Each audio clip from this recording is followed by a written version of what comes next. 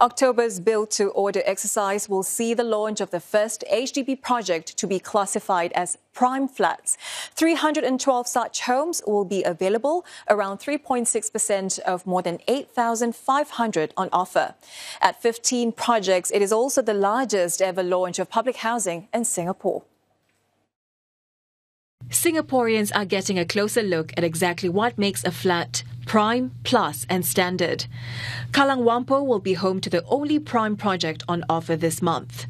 Crawford Heights is earmarked as having the choicest location of the lot. It is 5 minutes from Lavender MRT station and will be near the future Kallang Alive precinct. 7+ projects are also on offer. 2 of them are also in Kallang-Whampoa.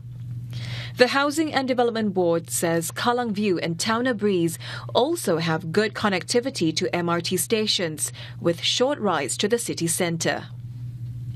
Other developments like some in Bedok offer a sea view despite being slightly further out. Meantime, nearly 6 in 10 flats on offer are located in standard projects. These 7 projects are far from the city centre, though they may also be close to transport nodes and amenities. One housing analyst says the 15 projects launching in the coming exercise are a good mix of location and price. He says buyers should also consider that prime and plus housing have a minimum occupancy period of 10 years. They will be, in a way, locked in for 10 years and they can't sell the flat in the open market. So it is better for them to actually either look at the resale flats in the vicinity of these plus or prime flats, or they just go for the standard BTO flats.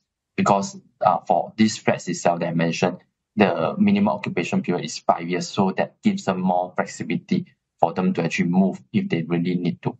Speaking at a roadshow for HDB flats, National Development Minister Desmond Lee says Singapore is on track to launch 100,000 new homes between 2021 and 2025. Apart from delivering on supply, authorities have also made moves to cool home prices. We will continue to release a steady supply of private housing units over the next few years to give consumers more options while accounting for prevailing economic and property market conditions.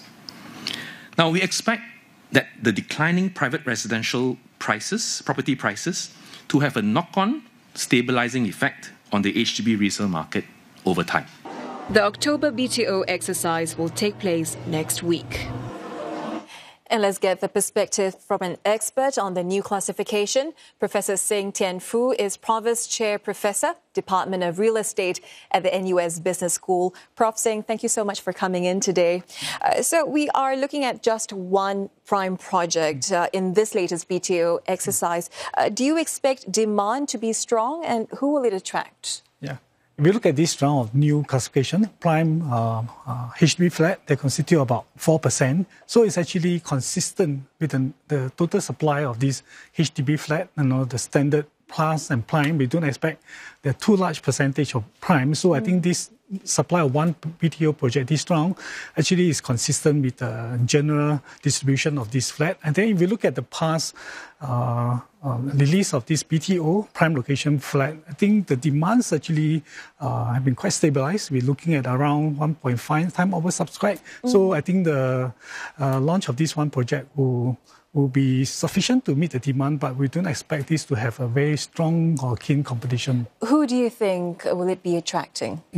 So for those people who would like to have location very close to city centre, and also their benefit of connectivity, especially proximity to MRT station, and they enjoy the surrounding amenities and social amenity, this will be some of the factors that will attract family who would like to stay near the city centre. I think who are able and also can afford to pay this slightly expensive property in the properties and in the city centre. Maintaining the minimum occupancy period of 10 years for prime and plus flats, what do you think will be the effect of that? Will it put off younger couples who may not want to be tied to the same property for too long? Right. I think the objective behind having this 10-year minimum occupation period is to actually try to curb flipping and speculative behavior. So I think if you look at on the positive side, I think this MOP of 10 years is also a good measure so that these family who bought this prime and plus location housing, they're able to actually build a stronger community and also to understand the neighborhood much better. I think this provide more longer term kind of continuity and security in terms of housing and for the children as well. Okay, and turning our attention to standard flats, nearly 5,000 flats in this latest exercise. Why is HDB making this category their largest offering? Yeah.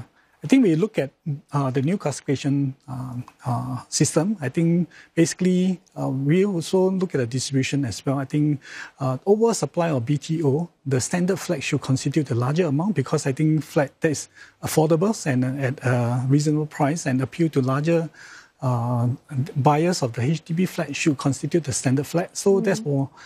This round of the BTO supply, about 60%, 58% of the supplies actually make up of this standard flat. I think this can actually offer much more affordable choices for households who actually do not want to stay in the city centre but prefer a cheaper and more affordable housing choice. And this will also be the first time that unmarried buyers will get access to flats in mature estates. How do you think this new classification system will maintain the social mixing that is the purpose of public housing in Singapore? Yeah, I think for this round, there are 2,000 more flats actually will be opened up to singles. I think given the change in the demographic characteristic, especially the increase in unmarried singles, I think the demand for BTO houses for single also increased. I think allow them to choose to have more options in terms of housing choices, not just in centre housing. They also, some of them would like also to stay near the city centre, close to their family. I think this plus and prime option housing give the single a lot more options in terms of housing choices to live near the family and to take care of their parents and so on. Okay, Professor Singh, thank you very much for sharing your insights with us tonight. That was Professor Sing Tien Foo from the NUS Business School on the latest BTO exercise.